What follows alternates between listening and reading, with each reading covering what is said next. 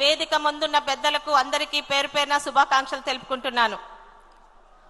ఒక మనిషి ఆశయం మంచిదైతే నిస్వార్థంగా ప్రజల గురించి వేసే అడుగు విజయవంతంగా ఎంత దూరమైనా వెళ్తుందన్నానికి ఉదాహరణ పెద్దలు పూజ్యులు నందమూరి తారక రామారావు గారు తెలుగువాడి ఆత్మ గౌరవాన్ని చాటి చెప్పేలా ఆయన ఊపిరిపోసిన తెలుగుదేశం పార్టీ ఈరోజు 40 సంవత్సరాలు దాటిన తెలుగువాడి గుండె చప్పుడుతో కలిసిపోయిన తెలుగుదేశం పార్టీ ఈరోజు కూడా విజయవంతంగా ముందుకు వెళ్తుందంటే ఆ పెద్ద ఆయన సంకల్ప బలం.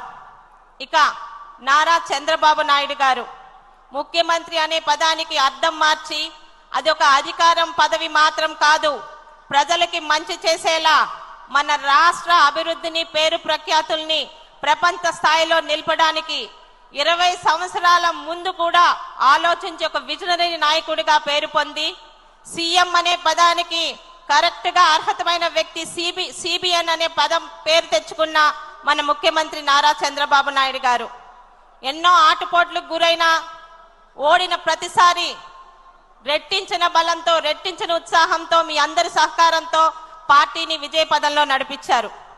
ఇక్కడ టీడీపీ వెర్షన్ నెంబర్ 3.0 మన యువ నాయకుడు నారా లోకేష్ గారు వేలెత్తి చూపించిన ప్రతి ఒక్కరు నోరు మూసుకునే విధంగా ఈరోజు అన్నా అని అంటే అర్ధరాత్రి అయినా వాళ్ళకి సహాయ సహకారాలు అందిస్తూ మరి 3వ తరానికి కూడా పార్టీని ముందుకు తీసుకెళ్లగల బలమైన నాయకత్వం వచ్చిందని నమ్మకం కలిగిస్తూ ముందుకు వెళ్తున్నారు మన యువ నాయకులు నారా లోకేష్ గారు.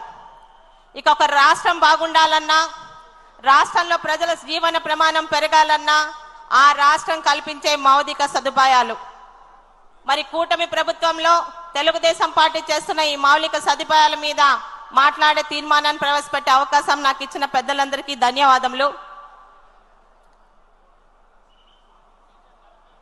ఒక విజనరీ లీడర్ గా చంద్రబాబు నాయుడు గారు ఆయన పరిపాలనలో పెద్ద పీట వీసేది ఎప్పుడు మౌలిక సదుపాయాలకే. ప్రజల సంక్షేమం ప్రజలకు ఇచ్చిన హామీలను ముందుకు తీసుకువెళ్తూ కూడా ఆయన మౌలిక అభివృద్ధికి ముందు నుంచి పెద్ద పీట వేస్తూనే ఉన్నారు.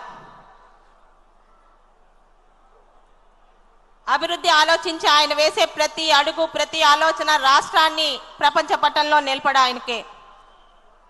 20 సంవత్సరాల తర్వాత జరిగే అభివృద్ధిని కూడా ఆయన ఆలోచించి ముందడుగు వేస్తారన్న దానికి ఒక ఉదాహరణ ఈ రోజు తెలంగాణలో ఉన్న హైదరాబాద్ నగరంలో చంద్రబాబు నాయుడు గారి సృష్టి అనేది చరిత్రలో కూడా చెరపనన్నా చెరపలేని విధంగా మనందరికీ తెలుసు. ఒక విధంగా తెలంగాణ విడిపోయినప్పుడు హైదరాబాద్ అటు వెళ్ళిపోయిందని బాధ ఉన్నా ఆ హైదరాబాద్ నగరాన్ని సృష్టించిన సృష్టికర్త చంద్రబాబు నాయుడు గారు ఈరోజు మన ఆంధ్రప్రదేశ్ లోనే మనతోనే ఉన్నారని నమ్మకం. ఆయన పరిపాలనలో ఈరోజు 13 జిల్లాలు కానివ్వండి 26 జిల్లాలు కానివ్వండి ప్రతి జిల్లా ఒక హైదరాబాద్ నగరంగా మన రాష్ట్రం అభివృద్ధితో పాటు ముందుకెళ్తున్న నమ్మకం ఈరోజు మనందరిలో ఆయన పరిపాలన